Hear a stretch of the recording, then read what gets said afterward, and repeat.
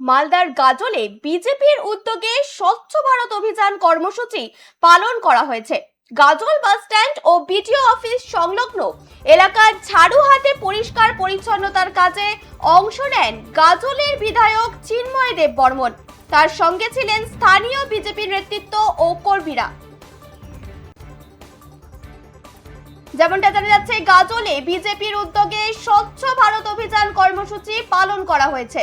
গাজল bus stand ও BDO office সংলগ্ন এলাকায় ঝাড়ু হাত পরিষ্কার পরিচ্ছন্নতার কাজে অংশ নিলেন গাজলের বিধায়ক চিন্ময় দেব বর্মন। তার সঙ্গে ছিলেন স্থানীয় বিজেপির নেতৃত্ব ও কর্মীরা। অভিযানে রাস্তার আবর্জনা পরিষ্কারের পাশাপাশি সাধারণ মানুষ ও ব্যবসায়ীদের পরিচ্ছন্নতা বজায় রাখার বার্তা দেওয়া হয়। যত্রতত্র ময়লা না ফেলে নির্দিষ্ট স্থানে ফেলার জন্য সচেতন করা হয় এলাকাবাসীকে।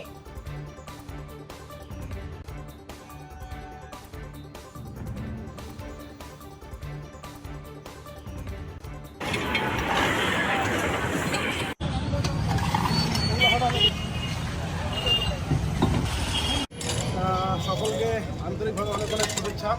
আজকে আমরা গাজল ভারতীয় জনতা পার্টির পক্ষ থেকে গাজল বিধানসভার অন্তর্গত বিভিন্ন জনপ্রতিনিধি, বিভিন্ন স্তরের কর্মী সমর্থক আমরা গাজল শহরের যে মেন প্রাণকেন্দ্র Gajol bus stand, Gajol block gate, Sarkarpara মোড় এবং গাজল ভিতর বাজারের যে প্রবেশদ্বার, এই সমস্ত এলাকা দীর্ঘদিন ধরে স্বচ্ছতার অভাবে নোংরা হয়েছিল।